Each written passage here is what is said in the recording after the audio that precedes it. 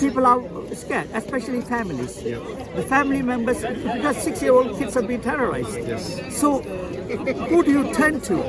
If you ring the Garda, they're all very busy anyway. It's not that the Garda are deliberately avoiding you.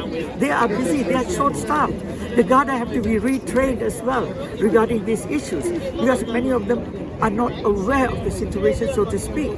What's happening in the countryside, do you hear much of it? No. Only it goes around with WhatsApp groups and this and that. So, and this has gone to many different countries as well. And especially the Indian media has picked it up too, because it's mostly Indians who are here, but who are being attacked. But the Africans, that thing changed over, then the Chinese changed over, then the Latino people. Now the big one is the Indians. Now there are so many different people from different countries, diverse communities. We are here to support. It's not just an Indian thing. Because we could all, I know many Irish people are scared to go out. The elderly, they are scared to go out. I'm a disabled person, so I know. So they have the fear factor.